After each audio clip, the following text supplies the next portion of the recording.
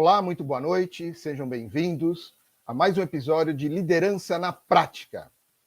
Aqui eu falo como você pode alcançar o seu crescimento profissional de uma maneira mais rápida, de uma maneira mais acelerada.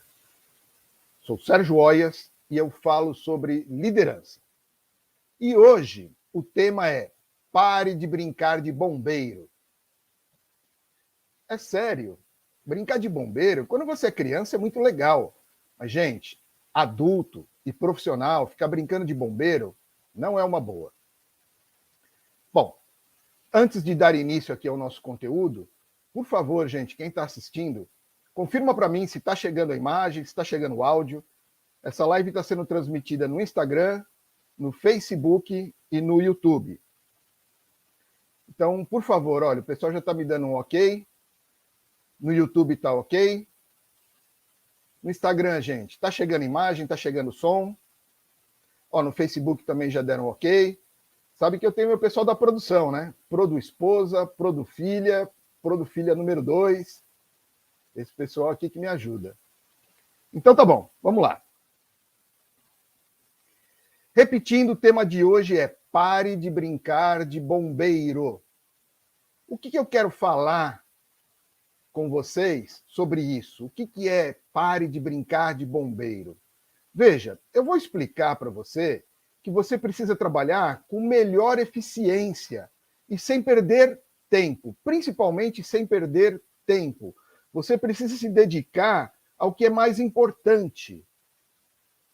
Quem nunca brincou de bombeiro?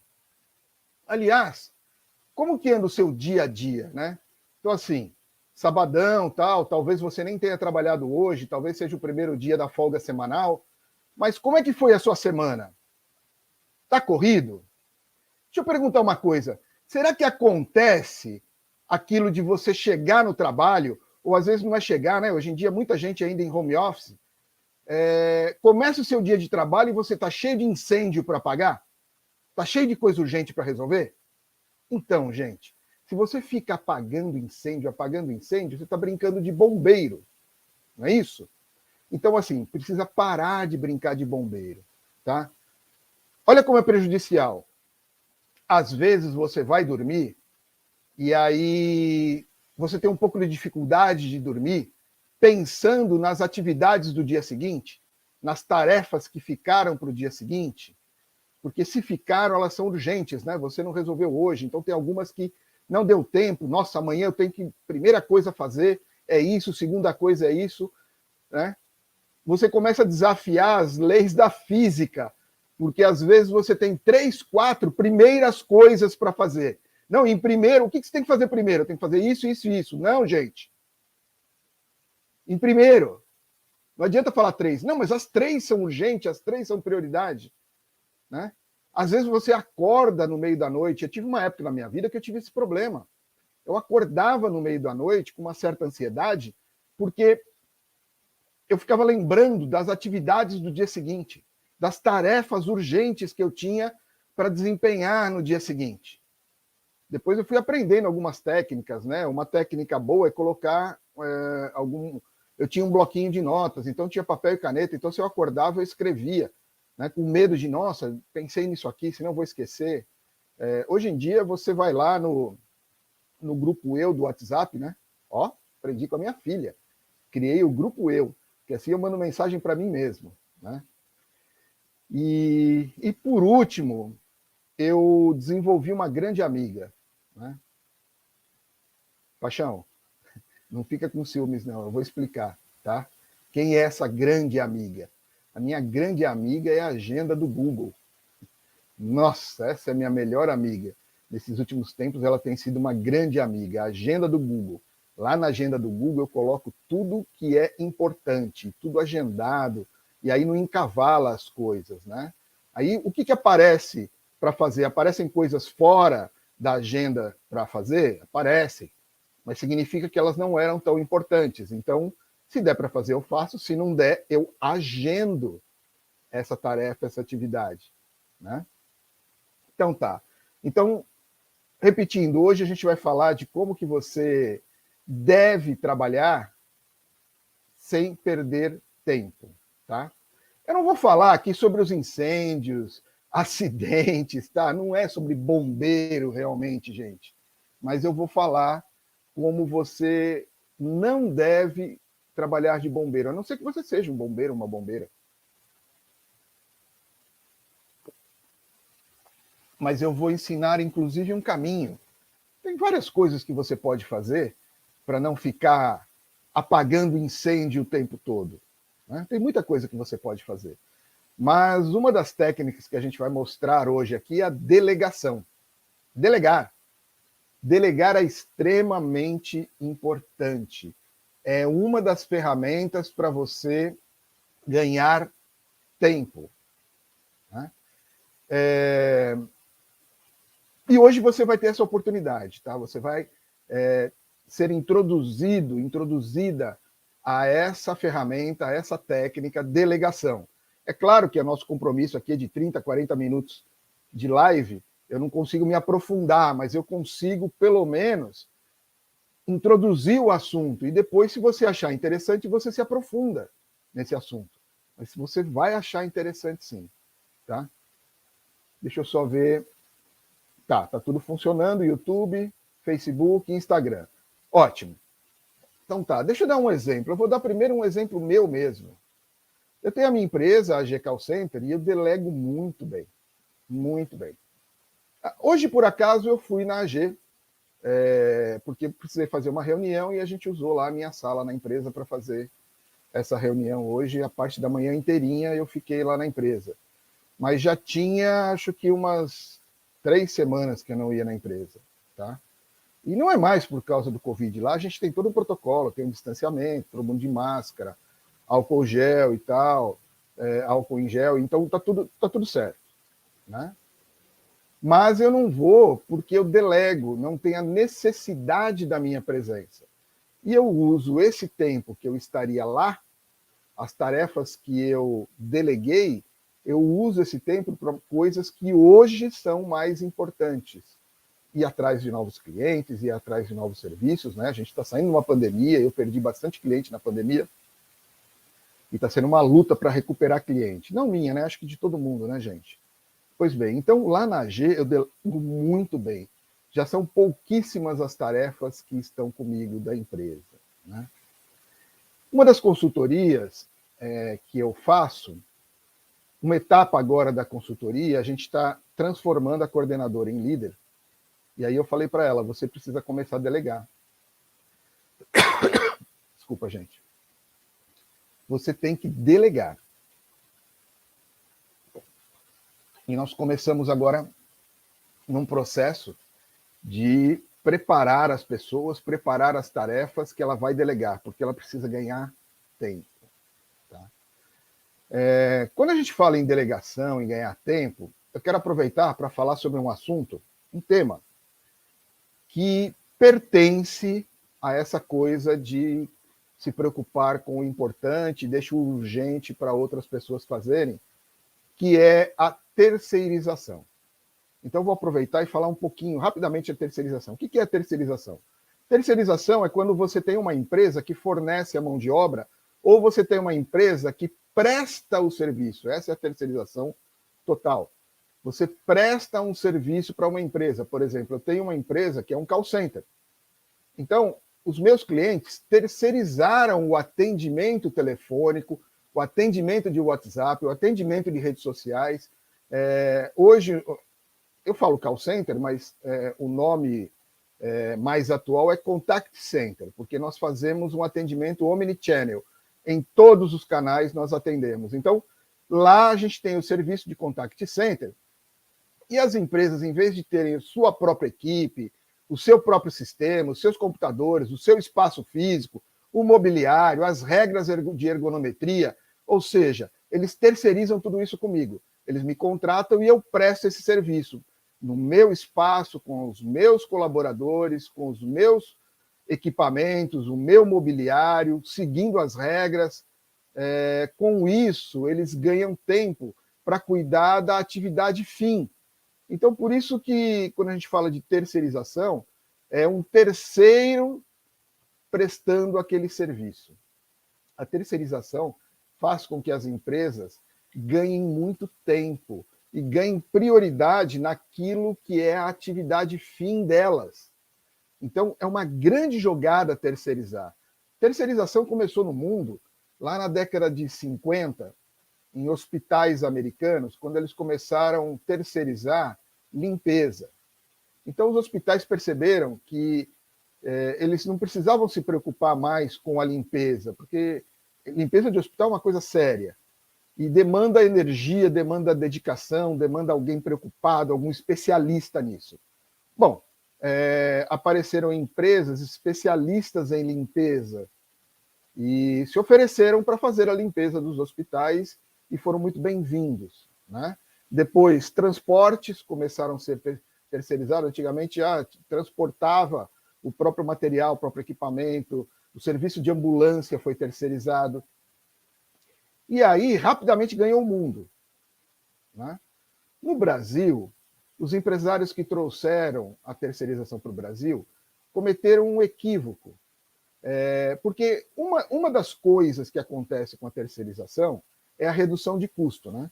Então, quando você contrata, por exemplo, a minha empresa, sai mais barato você contratar o serviço comigo do que você montar um serviço próprio, né? Por quê? Porque algumas coisas que eu tenho acabam sendo compartilhadas com outros clientes. E outra coisa, eu me torno um especialista naquilo. Então, se você é uma empresa de varejo, se você é uma empresa da área de saúde, você não é um especialista em atendimento, você é especialista no seu ramo de atividade. E aí você terceiriza aquela atividade comigo, e eu sou um especialista, que além de fazer com melhor qualidade do que você faria, ainda acaba reduzindo o custo. E quando eu falo que empresários brasileiros cometeram equívoco, é que eles começaram a divulgar a terceirização no Brasil somente com esse argumento: a gente derruba o preço, derruba o custo, a gente faz mais barato. E não foi assim que nasceu a terceirização. O que melhor a terceirização pode oferecer é mais qualidade naquela atividade e liberar a empresa ou as pessoas da empresa para atividade fim ou para atividades que são mais inerentes ao que elas fazem de melhor, as coisas mais importantes, né? Imagina que você pegava um hospital e aí você tinha que pegar um médico e tornar o médico gerente de limpeza. É um desperdício. O cara estudou para praticar medicina e ele vira diretor de limpeza, gerente de higienização. Não funcionava isso, né? Então, quando você terceiriza uma boa parte das atividades, olha, dentro da terceirização, por exemplo, as nossas secretárias do lar, ajudantes, diaristas, auxiliares de limpeza, esse pessoal ajuda na sua vida particular, não é mesmo? Porque se você não tiver esse pessoal te ajudando, é você que tem que fazer. E você não é um especialista naquilo. Então, além de você não fazer tão bem quanto uma pessoa que é especialista, você está gastando o seu tempo numa coisa que não deveria ser gasto. Você deveria gastar numa outra atividade que você desempenha melhor. E aí você vai ter mais resultado. Entendeu a vantagem da terceirização? Pois bem, então terceirização é um tipo de delegação, tá? Ótimo. Como sempre, existem objeções. Quando você fala de delegar, você vai encontrar chefes, e aí eu friso, né? Chefe. Porque o líder, a gente entende que o líder conhece as competências da liderança, as técnicas de liderança, e o líder vai saber delegar. Mas você encontra chefes por aí que falam assim: eu prefiro eu fazer. Não, eu prefiro eu fazer. Né? Ou então assim: não tem ninguém competente para eu delegar. Não tem ninguém que faz como eu. Bom, esse prefiro eu fazer, entenda que não é uma questão de preferência, é uma questão de inteligência. Você não vai conseguir fazer tudo. Alguma coisa você vai ter que passar para alguém. Porque senão você se limita. E vamos lá, vou dar o exemplo aqui. Imagine um pequeno empreendedor, um negócio. Eu gosto do exemplo do pipoqueiro. Eu sempre dou o exemplo do pipoqueiro. Então, o pipoqueiro, ele é uma empresa de uma pessoa só, porque é ele que faz tudo, né? É ele que é o comprador, é ele que é o diretor financeiro, que vai no banco conversar com o gerente, ele que é o vendedor, que vende a pipoca, mas ele também é a linha de produção, porque é ele que faz, ele que prepara a pipoca. Ou seja, uma empresa de uma pessoa só. Tá. Em algum momento, ele começa a vender tanto, que ele percebe que ele precisa de mais produção, mais braços. Se ele ficar com essa máxima da objeção, que, prefiro eu fazer, ele não cresce. Mas você já viu carrinhos de pipoca que tem lá mais uma pessoa. Então você tem um fazendo e o outro vendendo e cobrando. E eu já vi carrinho de pipoca com 3 pessoas. Porque é tanto movimento que precisa de 3 pessoas. Então, se você se prender nessa objeção, prefiro eu fazer, você não cresce. Né? E essa outra de, não tem ninguém com a minha competência para eu delegar. Olha só, se você acha que só você faz do seu jeito, você tem razão. Só você faz do seu jeito. Agora, o que você esqueceu de pensar é que não é só o seu jeito que funciona. Talvez tenha alguém que faça, inclusive, melhor que você. Do seu jeito, é só você. Né? Mas existe mais de um jeito de ser feito. Então, às vezes, quando você delega, escolhe uma pessoa, você arruma uma maneira melhor daquela tarefa ser feita. Né? Isso aí. Vamos dar um exemplo assim bem esdrúxulo. Imagine aí, vou brincar aqui em casa, né? Eu tenho as minhas 3, a esposa e as 2 filhas, todo mundo ali na casa de 1,5 metro. E aí tem essa tarefa de ficar colocando, guardar mantimentos, guardar coisas em lugar alto. Né? Poxa, elas têm que ficar pegando banquinho, escadinha. Minha esposa, recentemente, teve a brilhante ideia de subir numa cadeira giratória para mexer numa coisa lá que estava alta. Pois bem, a ideia não foi muito boa, porque ela caiu, quebrou o pulso, fraturou, esmigalhou e fez uma cirurgia e está com uma placa de metal agora para reconstituir o punho. Né? Não foi uma boa ideia. Se tivesse delegado com alguém que tem mais altura, ou alguém que conhece uma técnica melhor, e usar uma escadinha, alguma coisa assim, né? Pois bem, não teria tido esse resultado ruim. Então, imagine que você tem lá numa empresa, você tem pessoas de 1,5 metro e tem pessoas com quase 2 metros. Para quem que você vai pedir para guardar as coisas na prateleira mais alta? Né? Então, delega com a pessoa que tem mais altura que você, porque ela vai fazer melhor. Sim, é um exemplo esdrúxulo, mas é para mostrar para você que essa objeção de que não tem ninguém que faz como eu, não tem ninguém que faz como você. Mas pode ter gente que faça melhor, inclusive, que você. Ok? Continuando. O que você não deve fazer? Então, quando o assunto é parar de brincar de bombeiro, parar de ficar apagando incêndios e arrumar tempo para cuidar das coisas importantes, o que você não pode fazer? O que é errado? Centralizar. A pessoa centralizadora, ela vai acumulando, e daqui a pouco, sei lá, hoje em dia tem um monte de síndrome aí, doenças psicológicas, psicossomáticas, a pessoa começa, exaustão, burnout, tá cheio de nem sei se é burnout ou burnout, não sei como é que se fala direito, mas é mais uma das síndromes que são derivadas aí de um excesso de trabalho, de um excesso de rotina. Você precisa delegar, tá? Então não seja centralizador. E a delegação é o seu caminho. Delegar é o caminho que você precisa. É um dos caminhos, mas é o melhor caminho, o mais fácil de ser implementado para você ganhar tempo para você cuidar das coisas importantes. E para que as coisas sejam feitas num melhor prazo, mais gente fazendo, vai terminar a tarefa mais rápido. Então, a delegação é um dos caminhos para você parar de apagar incêndio. Bom, sim, no curso que eu ministro há muitos anos, eu falo de delegação. E aqui eu vou explicar uma rápida, um flash aqui para vocês, das fases da delegação. A delegação tem 5 fases: análise, nomeação, orientação, controle e avaliação. Eu vou repetir. 5 fases da delegação: análise, nomeação, orientação, controle e avaliação. E deixa eu falar um pouquinho de cada uma dessas fases para vocês, tá? A primeira fase da delegação é a análise. Você precisa identificar as tarefas que podem ser delegadas. É muito importante. Na verdade, é a primeira fase da delegação e é a mais importante. Você precisa escolher quais são as tarefas que você vai delegar. E nessa hora você precisa desenvolver um critério. O que é importante e o que é urgente.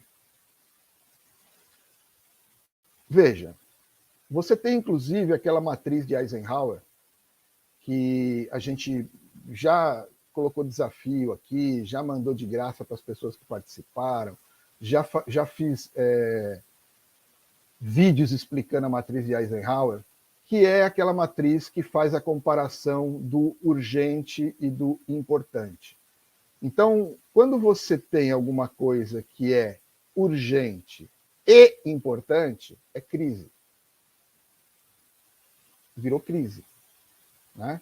Porque, na prática, veja se não é assim que acontece com você ou com alguém que você conhece. Você vai resolvendo tudo que é urgente primeiro, urgente, urgente, urgente. Aí alguém te lembra, olha, tem aquela atividade lá que é importante, hein? Não, tudo bem, tal, eu vou fazer, mas está cheio de incêndio para apagar aqui. E você fica resolvendo urgente, urgente, urgente, e vai procrastinando aquela tarefa importante. Uma hora chegou o prazo daquela tarefa. Aí o importante virou urgente, aí é crise. Aí você não faz direito, faz de qualquer jeito, não vai dar resultado. Então, assim, primeira fase da delegação. Análise. Analise as tarefas que podem ser delegadas. Fase número 2, nomeação. Escolha alguém com motivação e potencial para fazer a tarefa. Veja que tem o E é de conjunção. Você precisa de alguém com motivação e potencial. Não adianta você pegar alguém com motivação e não tenha potencial, e não adianta você pegar alguém com potencial que não tenha motivação. Deixa eu contar é uma piadinha, mas é de marketing, né? Essas piadinhas de marketing vale a pena, às vezes, a gente contar. Roda uma história explicando como que Napoleão Bonaparte classificava os seus militares, os seus subordinados, a hierarquia. Dizem que Napoleão Bonaparte mandava separar os candidatos a entrar no exército dele em 4 grupos, né? Então, ele separava em pessoas. O primeiro grupo era a pessoa que era inteligente e com iniciativa. Aí tinha o não inteligente com iniciativa. Tinha o inteligente sem iniciativa e o não inteligente sem iniciativa. Bom, ele pegava esses não inteligentes e sem iniciativa e fazia deles os seus soldados. E vai lá para a linha de frente. São os primeiros que vão morrer. A pessoa não é inteligente, não tem iniciativa, então ela serve para morrer primeiro. Veja, isso segundo a história que conta de Napoleão. Não sou eu que estou dizendo que é assim que deve ser feito. Mas é só para ilustrar o que eu estou falando de nomeação. Aí Napoleão pegava o segundo grupo de pessoas, que eram as pessoas que eram inteligentes e com iniciativa. Então, essas pessoas, ele fazia os seus generais. Porque as pessoas eram inteligentes, tinham iniciativa, então elas eram os generais. Eram o braço direito, esquerdo, e todos os braços de Napoleão eram essas pessoas. Era um grupo reduzido. Tinha um terceiro grupo, que são os inteligentes, mas sem iniciativa. Então, esses eram os oficiais subalternos. Então, eram capitães, tenentes, sargentos, estava ali no meio, né? Eles eram pessoas inteligentes, mas não tinham iniciativa. E o último grupo eram os não inteligentes, mas com iniciativa. Bom, esses Napoleão mandava para casa, mandava de volta. Porque, segundo contam, Napoleão dizia o seguinte: A pior coisa que pode ter na sua equipe é uma pessoa não inteligente, cheia de iniciativa, porque ela vai querer ficar fazendo e erra, faz de novo e erra, e pede para fazer e quer fazer e erra, e erra, e erra, e erra, e acaba atrapalhando a equipe como um todo. Pois bem, a piadinha foi para exemplificar a fase nomeação. Você precisa escolher alguém que tenha motivação, mas que tenha potencial, que vai saber aprender e que vai saber fazer. Terceira fase da delegação, orientação. Explique a tarefa, explique os prazos e explique o monitoramento, porque, veja, delegar não é deixar. Quem delega, delega a execução, não a responsabilidade. Então, é um direito e um dever de quem delegou monitorar a execução da tarefa, sabe? Ir lá dar uma olhada de vez em quando, ou criar alguns pontos de checagem para ver se a coisa está andando bem, ok? Então, você explica a tarefa, prazos e explica que haverá um monitoramento. Tarefa número 4, controle.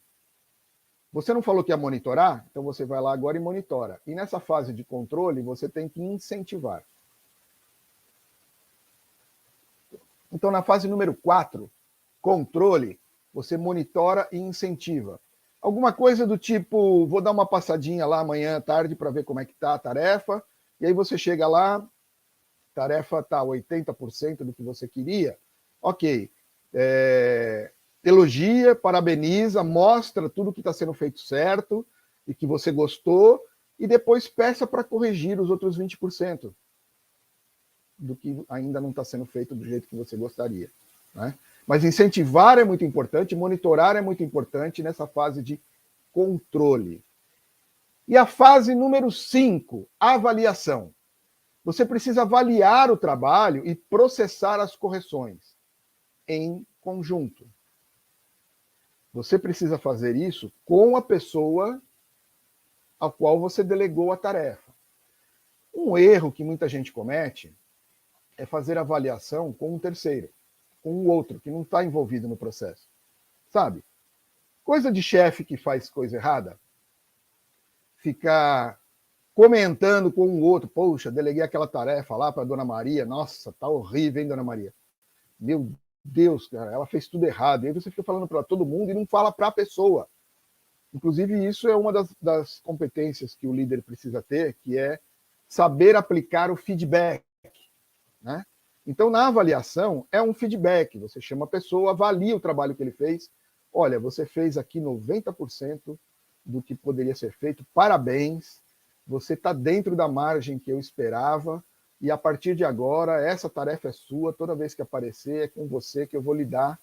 Ou seja, mas tem esses 10%, então eu gostaria que você melhorasse isso. Ou então, digamos que seja totalmente errado. A pessoa, olha, você fez totalmente errado. Você fez do lado errado, da cor errada e do tamanho errado. Então, simplesmente você não fez, ou fez tudo errado. O correto é desta maneira, desta e desta maneira. Mas ok, nenhum problema. Você tentou, você tem iniciativa, você tem potencial, e eu vou tentar numa próxima vez que você me ajude com essa tarefa ou com uma outra que você se adapte melhor. Então, faça a avaliação para a pessoa, tá? Se depois você vai querer fazer fofoca com outra, é outra história. Mas primeiro, dê o feedback para aquela pessoa ao qual você delegou a tarefa. Gente, e como que você começa? Bom, você começa separando o urgente do importante. Começa sabendo separar o que é urgente e o que é importante. Tá? Se você não tiver esse entendimento, você não consegue fazer delegação. Porque a primeira etapa da delegação é você escolher quais as tarefas que precisam ser, que podem ser delegadas, tá? E aí você para de brincar de bombeiro. Porque você separou o urgente do importante, reservou o importante para você e delegou o urgente, ok?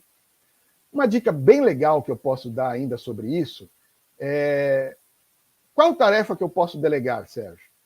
Eu costumo dizer o seguinte: se você tem uma tarefa que não é um grau de importância mais alto, ele tem um grau de importância mediano, Aí você pega essa tarefa e você avalie se a pessoa que para a qual você vai delegar a tarefa, se ela faria com 70% a 80% da competência que você faria. Se ao delegar essa tarefa, a pessoa que recebeu essa delegação, se ela faria com 70% a 80% do seu resultado. Pronto. Então, se é um grau de importância médio e a pessoa tem potencial para fazer com 70% a 80% da sua capacidade, então delegue. Delegue, porque ele vai fazer... Não, mas ele não vai fazer igual eu. Não, já falamos sobre isso. Ninguém faz igual a você. Tá?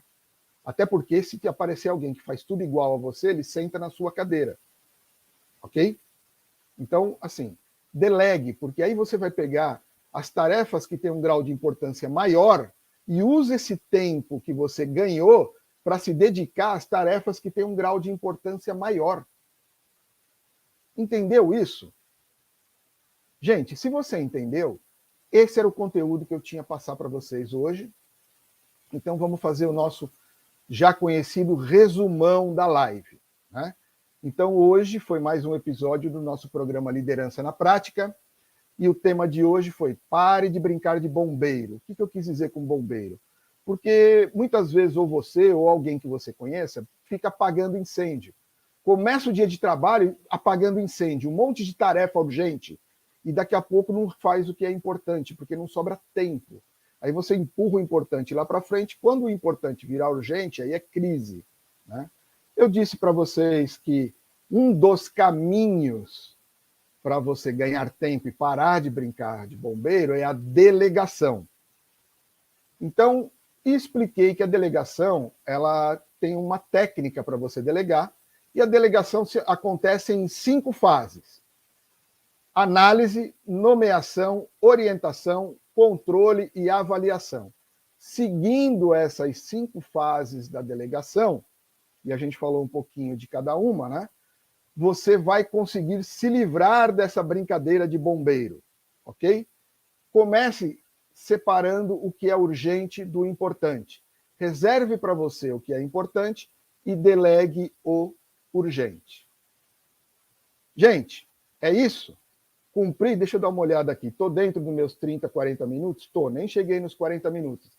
Então, muito obrigado para quem acompanhou. Espero que eu tenha contribuído com um pouco de conteúdo, de conhecimento para vocês. Continua acompanhando a gente nas redes sociais.